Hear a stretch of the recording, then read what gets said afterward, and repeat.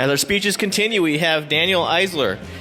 Daniel's an actor, a university professor, and security consultant. He's team leader of Friendly Rats, the SE team at Dreamlab Technologies in Chile. We want to give him our attention. The voice told me to do it.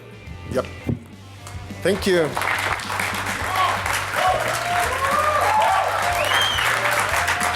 First of all, I say sorry because my English is not too good, so I have some index cards. Sorry.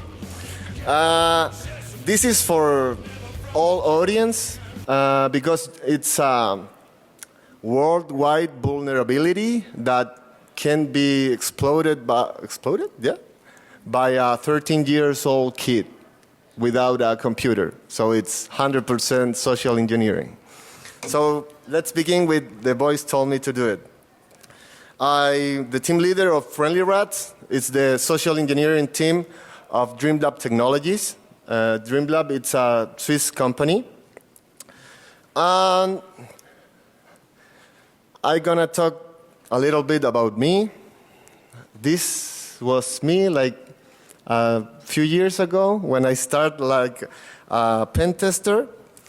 But I realized that I need to be invisible.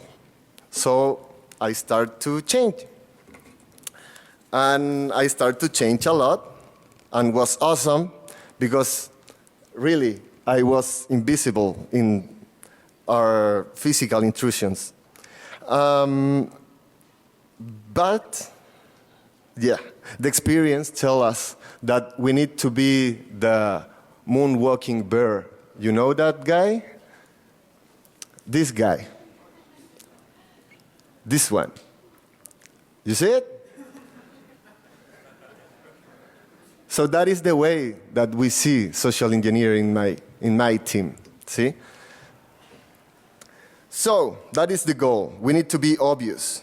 We believe that the workers in a company, they need to have the chance to realize that the situation is unless suspicious or not permitted or false, like this delivery guy or this other guy. But that one is funny because we don't have UPS in our country. 2 weeks ago, we get into the CEO office with a huge box with the UPS. So, we do a lot of strange things. Stranger things? Yeah, no? Yeah, great. This is the first time that I will show my team in public, so they always be like invisible. So, we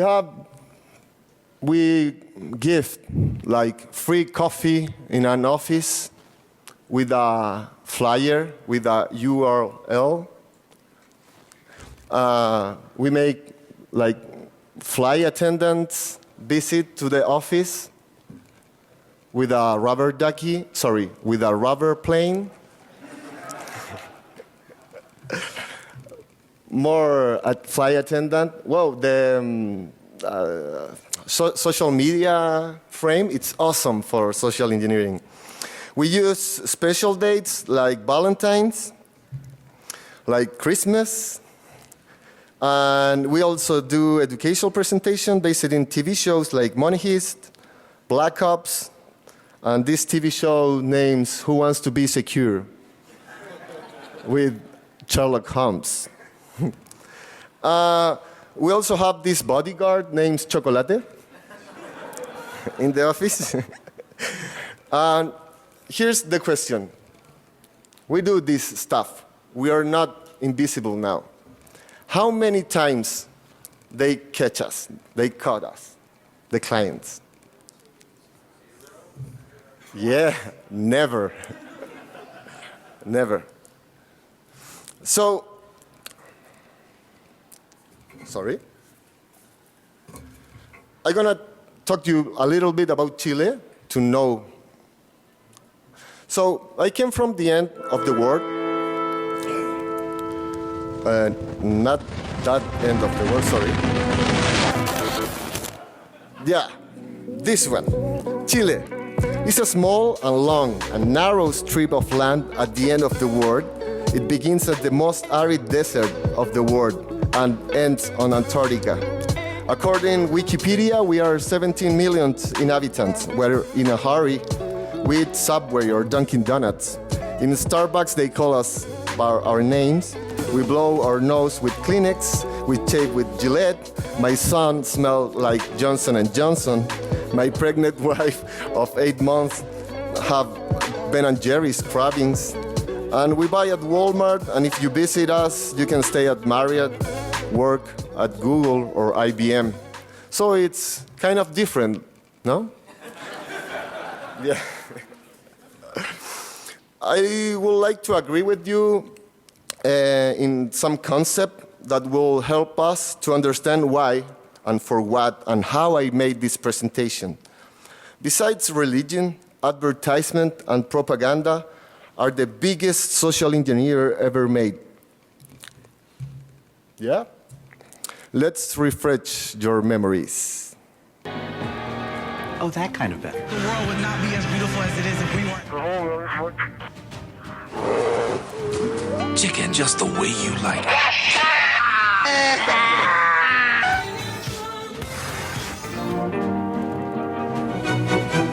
The most interesting man. Don't do it. Isn't getting discounts better? As anyone can see, this Where's the beef? thing you love. Look again. Okay. This was a tiny introduction to advertisement as social engineering. And if you would like to have or initiate in practical tools, I recommend this book. We use it a lot to make our pretext for phishing. Of course, one side it's in Spanish, another it's in English, so it's very nice and effective. And you will understand why you buy some stuff. And here's another one. This one is our Bible. It's a book from Keith Johnston. He's the father of improv. Everybody says what to do to be a social engineering, but no one says how. So this book says how. It's a guide to. Most of the people who read this book read it as a self-help book. Why?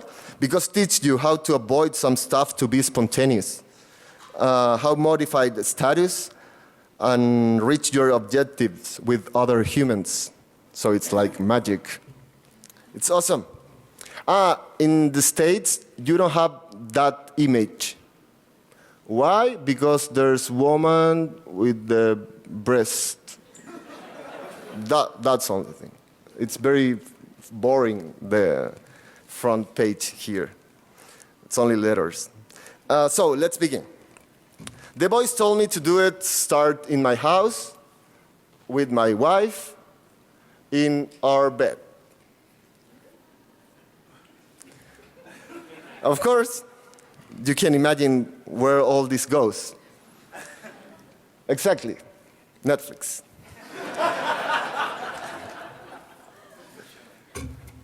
We saw this TV series about a band who want to make a rap.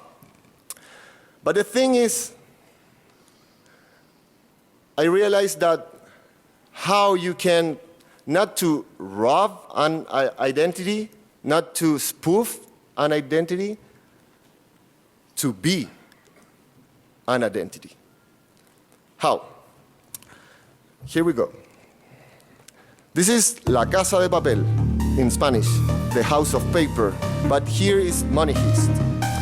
Tell us the story of a band, of professional thieves, leads by the professor. They go to the place in Spain where the money is printed, intent to commit the perfect crime. Part of the team goes inside to take everyone who was in there as a hostage. They forced to dress these overalls, red, and Dali masks. The plan is to stay inside as long as possible to print as many euros that they can. So they don't rob money, they print their own money. But after a few hours, special forces get in there and complicate the original plan. The TV show is full of action, humor, passion, and suspense. That brings us to the classic question. Can be the perfect crime exist? So, let's see it. Back to my house. In my bed with my wife. Did I tell you that she works in a bank? She works in a bank. So we have this typical bank executive and hacker conversation. You know, she asked me, can you imagine if a normal person, this was in Spanish, yeah? Okay. Can you imagine if a normal person like you or me or us can be able to do something like this? I start to think. Oh, sorry. I start to think. Think, little rat, think. So, Google. Google. The best response. So I tried to find some stuff, so I found brands. I want to impersonate brands. And I say, oh, a fish. Nah, it's very easy. So I asked for a wise advice. Mr. Richard Branson, the founder of Virgin Group. So please, Mr. Richard, can you, I want to hear your wise advice.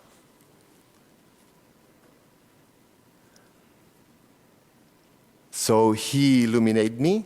I hear his voice. So thank you, Richard. So I will work with the voices. Yeah? The voices. Every brand needs to show itself as an identity. Most of them choose a voice. A voice that can give us confidence. So when we need help, the voice is there. I'm Pat. It's the first thing that we hear when we call and tell us how wonderful and beneficial it is to be associated with that brand. In a world, A voice that will never harm us. in a world where both of our cars were totally Yeah? underwater. You grow up with those Look at how we save on voices. renters insurance. Stand clear of the closing. Okay.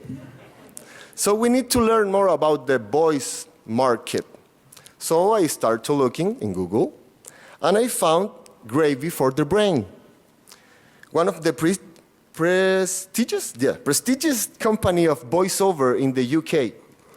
So I present you his CEO, and he's gonna explain. Hello, my name's Hugh Edwards, and I'm the CEO of Gravy for the Brain, a voiceover training and resources company. The simplest way to understand the licensing of voice recordings in your products is to use the direct analogy of the film industry. If a film company creates a film and wants a specific music track in their film, they need the rights to use that music. So we need to pay? They get those rights from whoever owns the copyright I don't to the have music. money. In practical terms, this means that they need to buy a license to use that music in their film. This model is exactly the same for voiceover recordings, as they are in essence the same thing. They're recorded audio media. So we can't do the scam for free. We need to pay. They're gonna have our accounts. No. So let's understand how the market of advertisement works. So every brand has a marketing department, yeah? Who hires an agency to develop advertisement strategy and proposals. The agency hires an production company, and the production company hires a sound studio to record the official voice-over artist. This brings us the casting. Of the voice-over artist. I will give a hat to someone. Tell me which of those four call to the voiceover artist to record something. Someone? Who? Some studio? Yeah. Another one? Production company. Can you? Yeah. It's the marketing department. Yeah, it's okay. Production company. Ad agency. Great. I'm assuming it's all four. All four. 2 hats for her. Excellent. Anyone can do that. So you can spoof any one of them.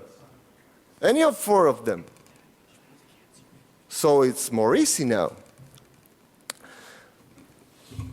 The thing is, to clarify my doubts in my country, I met with one of the greatest musical producers in Chile and South America, a man of a few words.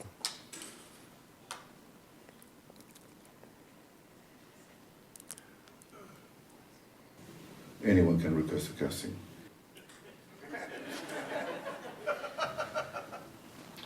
Anyone. In Chile, yes, definitely. Because there's no regulation in our country about that. And it's a kind of a jungle fight always. So it's only a few words, but I understand. Then I contact Hugh Edwards from Gravy for the Brain. And I ask him the same question. So, Hugh, are casting are paid in UK? No. Who can request a casting in UK? Anyone? Who can be called to participate in a casting in UK? Anyone, because they don't have a union.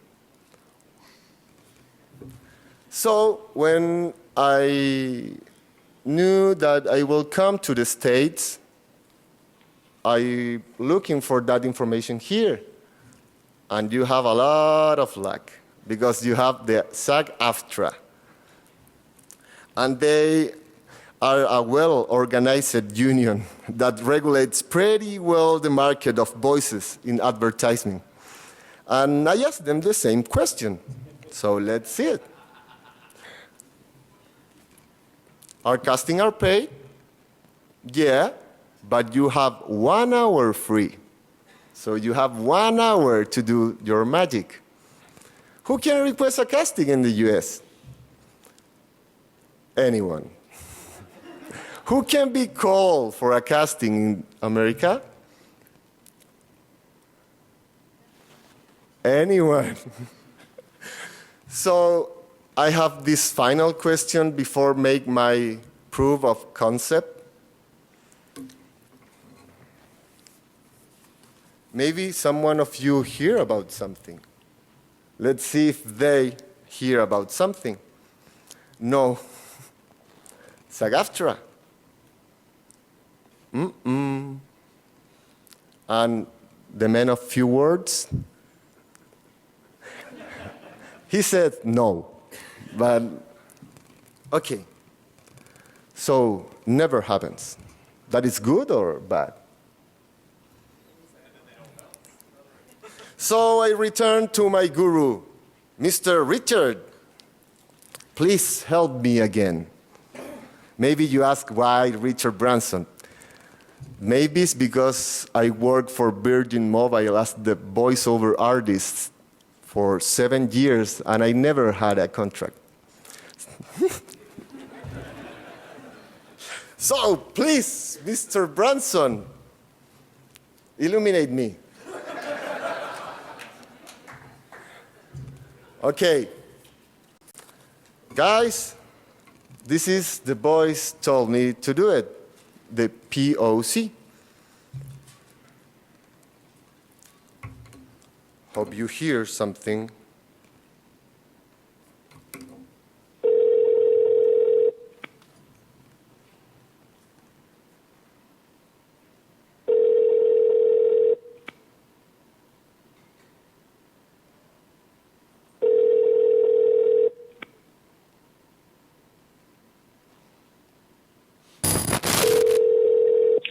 Aló.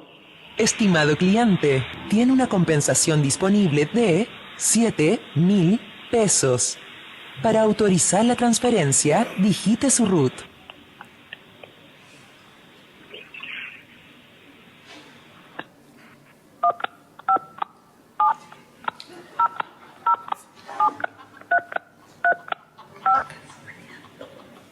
Digite su clave de cajero o clave telefónica.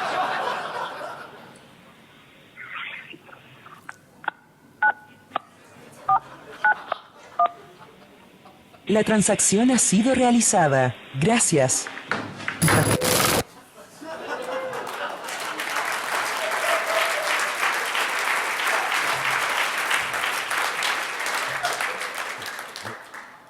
So this was in more than 3 hours. We make 195 calls, but forget about that number because only 38 was answered. So our POC, it's 38 calls. So for the 38 calls, we have 23 who digit their ID and then hang up. And 15 persons digit their ID number and the ATM code without budget. Imagine an IBR with 2 million people in 10 minutes. So, why this is so bad? The casting. Anyone can call for a casting. You can customize your attack. You can ask for whatever you want in the script. And you can have that credentials in 1 minute because you have the voice. Low budget. Just a cell phone. If you have a huge budget, imagine what you can do. Versatility of the attack. You can spoof or scam. You can be the two-factor authentication. You can be the corporate IBR. You can be the contest, promotion, data update, security agencies, government, banking, NGOs. High level of effectiveness. Why? If your brother calls you, it's your brother. It's the voice that you hear all your life. You believe in that voice. So imagine if something like this happens here. Let's imagine this. This call may be recorded.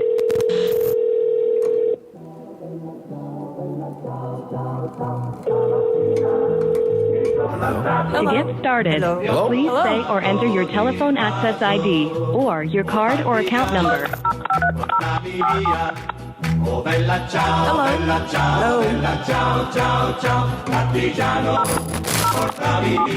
Para español, oprima el asterisco. For other options, press 2.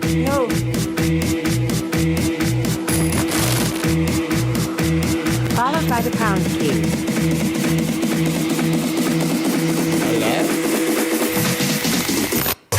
Thank you.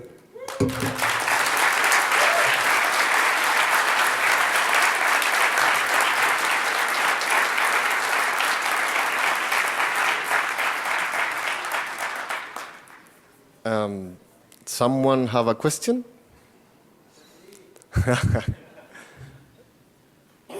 No one? No? Yeah, I have there.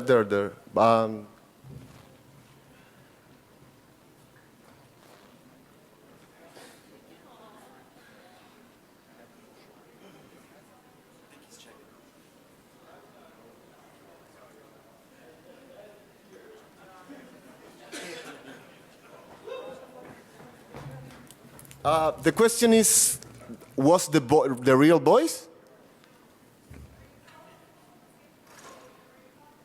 No. There was personal contact, but not from the company. That is the question?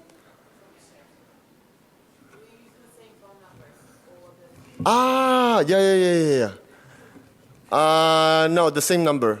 So they see like a personal number. But I don't call from my phone to my personal contact. I call to other contacts.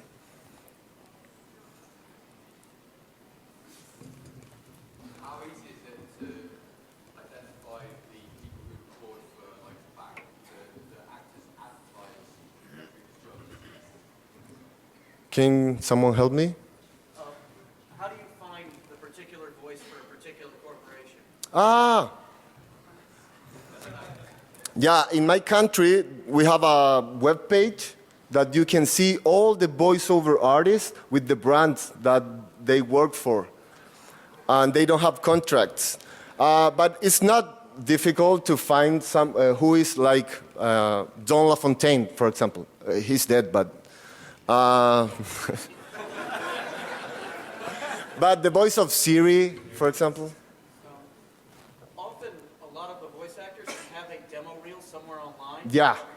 You can Google them that way. Yeah.